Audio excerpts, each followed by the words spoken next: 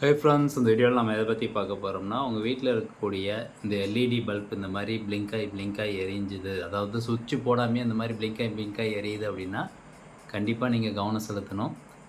அந்த எலக்ட்ரிக்கல் சர்க்யூட்டில் ஏதோ ஒரு பிரச்சனை இருக்குது அப்படின்ட்டு.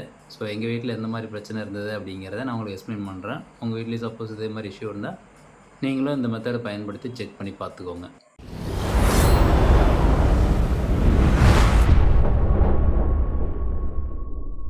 ஸோ எல்இடி பல்ப் இந்த மாதிரி பிளிங்காய் எரியுது, சுவிட்ச் போடாமையே பிளிங்காய் எரியுது அப்படின்னா கண்டிப்பாக ஏதோ ஒரு ஃபேஸ் கேபிள், எதனா ஒரு சர்க்யூட்டுடைய ஃபேஸ் கேபிள் வந்து எங்கேயாவது கிரவுண்ட் ஆகுது அப்படின்னு அர்த்தம். ஸோ அது எப்படி கண்டுபிடிக்கலான்னா, உங்கள் வீட்டில் டிஸ்ட்ரிபியூஷன் பாக்ஸ் இருக்குது, அதாவது டிஸ்ட்ரிபியூஷன் போர்டு அப்படின்னு சொல்லுவோம் இல்லையா. ஸோ அந்த டிஸ்ட்ரிபியூஷன் போர்டு இருந்தது அப்படின்னா நீங்கள் அந்த பாக்ஸ் ஓப்பன் பண்ணிவிட்டு எல்லா சர்க்யூட்டும் ஆனில் இருக்கா அப்படின்னு பார்த்துக்கோங்க.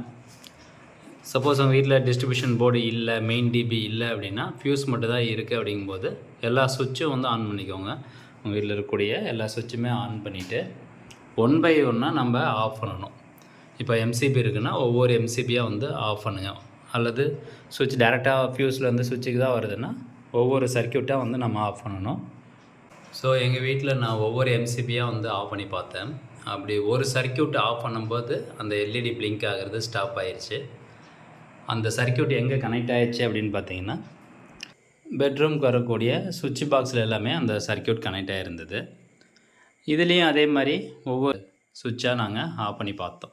எம்சிபி மறுபடியும் ஆன் பண்ணிவிட்டு ஒவ்வொரு சுவிட்சாக ஆஃப் பண்ணி பார்க்கும்போது பர்டிகுலராக இந்த சீலிங் ஃபேனுடைய சுவிட்சை ஆஃப் பண்ணும்போது அந்த எல்இடி பிளிங்க் ஆகிறது ஸ்டாப் ஆகிருச்சு.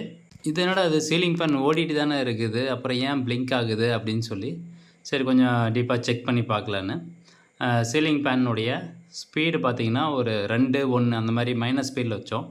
அப்படி வைக்கும்போது எல்இடி பிளிங்க் ஆகலை. மீன்ஸ் என்னென்னா ஃபேஸ் வோல்டேஜ் எங்கேயும் வந்து லீக் ஆகலை. ஆனால் ஸ்பீடு 3, 4, 5 அந்த மாதிரி வைக்கும்போது வந்து எல்இடி பிளிங்க் ஆக ஆரம்பிச்சிருச்சு.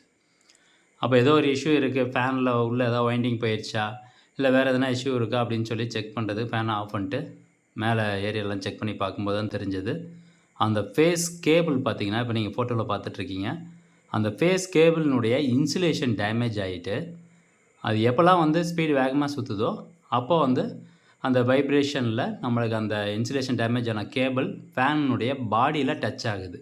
ஸோ அங்கே பார்த்திங்கன்னா தெரியும், அந்த ஃபேன் பாடியில் அந்த கேபிள் உரசி இருக்குது. உரசி உங்களுக்கு வந்து எப்பப்பெல்லாம் டச் ஆகுதோ அப்போல்லாம் ஆர்க் அடிச்சிருச்சு, ஸ்பார்க் வந்து இருக்குது, கருப்பாக இருக்குது பாருங்கள்.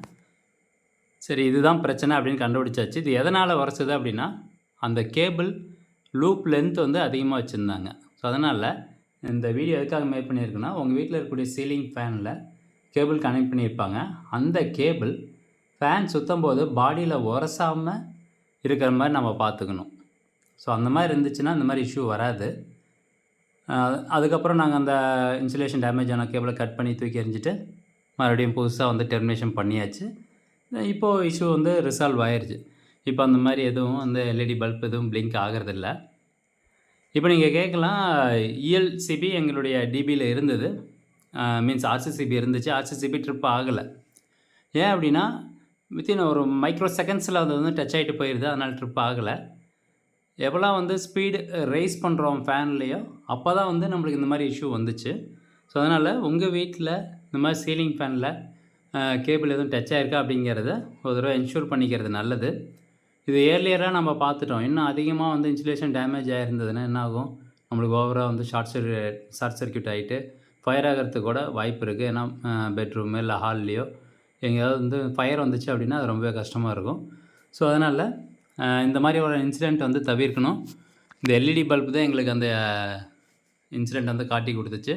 ஸோ உங்கள் வீட்லேயும் இந்த மாதிரி சுவிட்ச் போடாமையே எல்இடி பல்பு சும்மா அப்படியே பிளிங்க் ஆகிட்டு இருக்குது அப்படின்னா சம்வேர் எங்கேயோ வந்து உங்களுடைய சர்க்யூட் ஃபேஸ் சப்ளை வந்து கிரவுண்ட் ஆகுது அப்படின்னு அர்த்தம். ஸோ அதனால் உடனே நீங்களாவோ அல்லது எலக்ட்ரிஷியனாக கூப்பிட்டு செக் பண்ணிக்கோங்க உங்கள் வீட்டினுடைய சர்க்யூட்டை. ஸோ ஃப்ரெண்ட்ஸ், இந்த தகவல் உங்களுக்கு ஒரு அவேர்னஸாக ஷேர் பண்ணணும் அப்படின்னு நினச்சேன். இந்த வீடியோ பயனுள்ளதாக இருந்துச்சு அப்படின்னா நிறைய பேருக்கு ஷேர் பண்ணுங்கள். மீண்டும் அடுத்த ஒரு நல்ல பதிவில் சந்திக்கலாம். நன்றி, வணக்கம்.